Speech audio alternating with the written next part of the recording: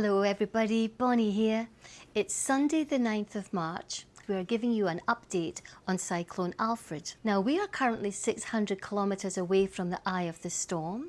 We were meant to be impacted severely by high winds and rain, but as you can see in the background, things have turned back to normal really quickly. It's quite calm. Yesterday we had to go to Nambucca Heads, an hour and a half's drive further north. We'll show you what the conditions were like there. So we're 533k from Brisbane. We've driven up to Nambucca Head. It's windy, but there's no rain. The tides are just as you would expect on a windy day. Lewis has spoken to the Fire and rescue people, and they said there's no real danger, just keep an eye on the sea view. It's actually quite mild. It's very warm. There's a warm breeze. It is windy, as I say, but it's not cyclone weather by any stretch of the imagination. Apparently further north has had it bad, and there are a few areas that have been flooded. Like Bellingen, apparently there'll be national park, bad rain, but other than that, we're really unaffected. We have friends in Brisbane and we asked them what it was like first thing this morning, and they said apart from some rain through the door, they seem to be alright. They had a power cut, we had a power cut where we are, but luckily the power was switched in, and then we had a power cut when we left, so we'll have to see if we've got another back. Looked at our app and it said we're actually pulling electricity from the battery, so that was a good backup system to have. But other than that, it's been really normal actually. They did predict flooding, but the flooding danger's gone now from our thankfully it hasn't really eventuated and come to much, which is it's probably better to be safe than sorry. Yeah, we would rather be reporting this than say how bad everything is, because you know the people who have been affected, it's awful for them.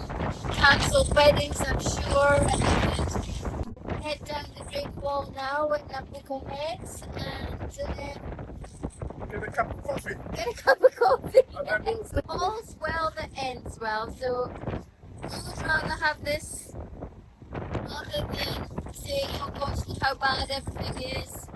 It's better to be safe, and what did I say?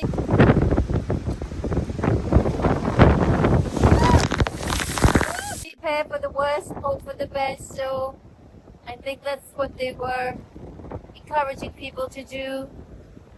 So it's better to have a good outcome.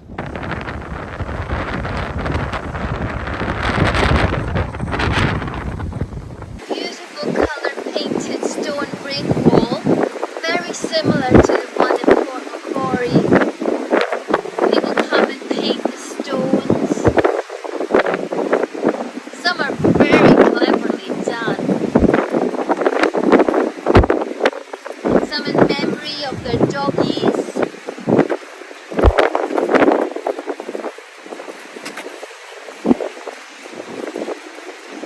Sorry about the sound quality in that video. It was just so windy and we didn't have our microphones with us. One thing we have to say is we are really impressed by how Australia prepared for this cyclone. We were issued with plenty of bulletins and good advice. The SES, which is State Emergency Services, which is all run by volunteers, they were on hand 24/7 to help people out. We were so impressed to see that an Indian restaurant was giving out free food. This is an example where businesses are being community minded, so kind and generous.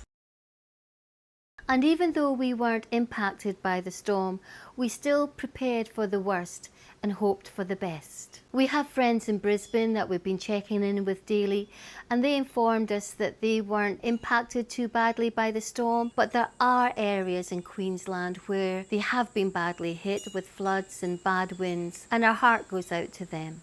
Cyclone Alfred hung around a long time offshore, and his impact wasn't as ferocious as was first predicted, which is a good thing. Cyclone Alfred has been a huge focus on Australia for all of this week, and rightfully so. But on a personal note, I'm glad he's gone. We so enjoy making these videos for you, and thank you for watching Lewis and Bonnie's Australia.